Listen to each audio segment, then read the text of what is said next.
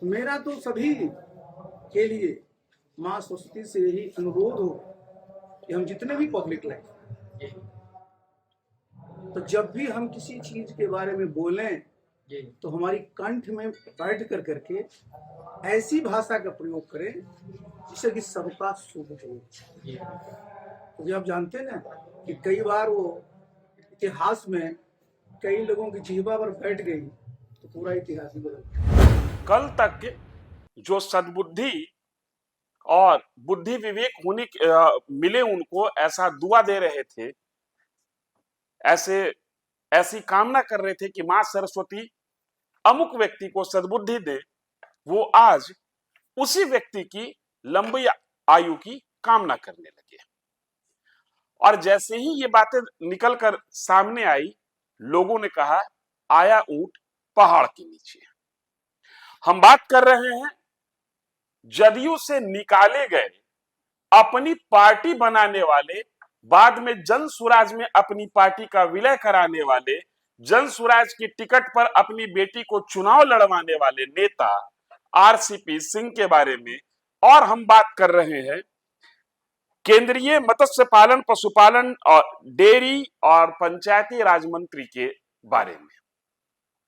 दरअसल केंद्रीय मत्स्य पालन, पशुपालन और डेयरी पंचायती राज मंत्री राजीव रंजन सिंह उर्फ ललन सिंह की आज जन्मदिन है आज उनका। लिहाजा मौका बड़ा मौजू है कि इस बात को खंगाला जाए कि ललन सिंह के किसके साथ कैसे रिश्ते हैं। अभी बहुत ज्यादा दिन नहीं बिता है, 4-5 दिन पहले तक ये खबर बहुत तेज थी। केंद्रीय मंत्री ललन सिंह, राजीव रंजन सिंह उर्फ ललन सिंह विदेश यात्रा पर थे और यह चर्चा बहुत तेज थी कि आरसीपी सिंह, जो कि आईएएस रह चुके, नीतीश कुमार के करीबी रह चुके, जदयू में सेकंड पावर सेंटर रह चुके, नीतीश कुमार की मर्जी से पार्टी के राष्ट्रीय अध्यक्ष बने और नीतीश कुमार की मर्जी के बगैर केंद्र में मंत्री बने, जो नीतीश कुमार की पार्टी में नंबर 2 की हैसियत रखते थे, बेरुखी से जदयू से रुखसत हो गए, कराए गए थे, उनकी जदयू में वापसी हो रही है। और यह चर्चा थी कि राजीव रंजन सिंह उर्फ ललन सिंह केंद्रीय मंत्री विदेश यात्रा से जब लौटेंगे तो इनकी जदयू में वापसी का रास्ता साफ हो जाएगा। लेकिन क्या साफ होता जनाब? जदयू से केंद्रीय मंत्री ललन सिंह लौटे और एयरपोर्ट पे ही जो कहा, उसके बाद जदयू में इनकी एंट्री पर पूर्ण विराम लग गया और बचा खुचा कसर जो था वो श्रवण कुमार पूरा कर दिए। आप लोग को याद होगा, ये घंटों का मामला है, सप्ताह का भी मामला नहीं है। ललन सिंह ने कहा कि ये कौन है जो जदयू में वापस आना चाहते हैं? ये वही लोग हैं ना जो नीतीश कुमार को बर्बाद कर देने का कसम खा रहे थे। और जिस व्यक्ति के साथ ये मर्ज हुए, वो व्यक्ति तो कह रहा था कि नीतीश कुमार की पार्टी का सुपड़ा साफ हो जाएगा विधानसभा चुनाव में, 25 से ज्यादा सीट नहीं आएगी और 25 से ज्यादा सीट आई तो हम राजनीति छोड़ देंगे। ऐसे लोगों के लिए जदयू में कोई जगह नहीं है।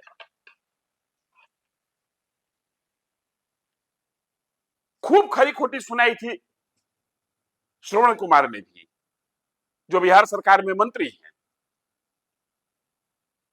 और यह मामला चल ही रहा था कि सरस्वती पूजा के मौके पर आरसीपी सिंह से पत्रकारों ने पूछा कि जदयू में क्या आपकी घर वापसी हो रही है, क्योंकि वहां पर आपका विरोध हो रहा है और ललन सिंह ने, श्रवण कुमार ने खुलकर आपके खिलाफ मोर्चा खोल दिया है। आरसीपी सिंह कहे कि मेरा घर कहां है। उनके कहने का मतलब यह था कि मेरा घर तो जदयू ही है, इसलिए घर वापसी जैसा कोई मसला नहीं है, मैं जदयू में आ गया मान लीजिए।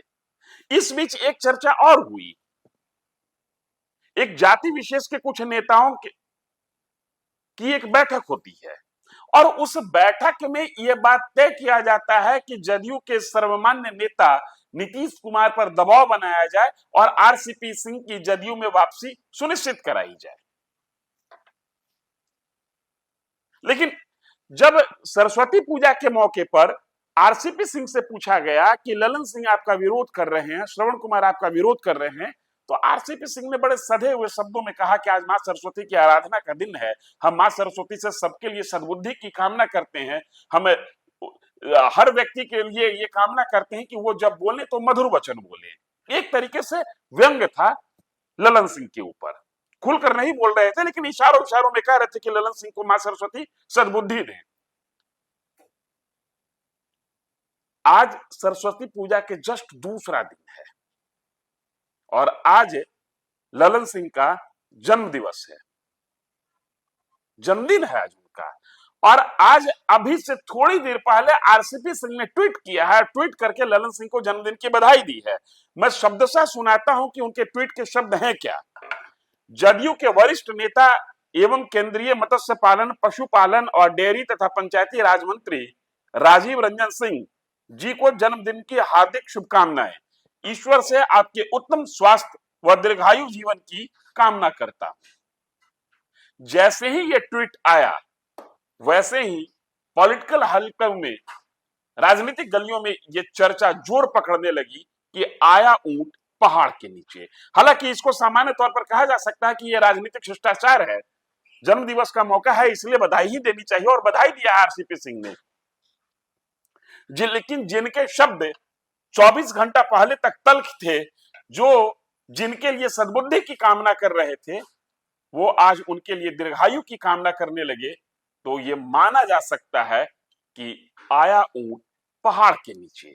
अब देखना यह है कि इनके इस ट्वीट के बाद क्या ललन सिंह का स्टैंड बदलता है। गौर कीजिएगा आज कर्पूरी जयंती भी है, वहां से भी कुछ संकेत मिल सकते हैं आरसीपी सिंह के जदयू में वापसी को लेकर। हम नजर बनाए हुए हैं आरसीपी सिंह, जदयू, ललन सिंह तीनों के बीच के संवाद पर हम नजर बनाए हुए हैं कि जदयू में आरसीपी सिंह की वापसी होती है या नहीं होती है। फिलहाल इस वीडियो में इतना ही। धन्यवाद।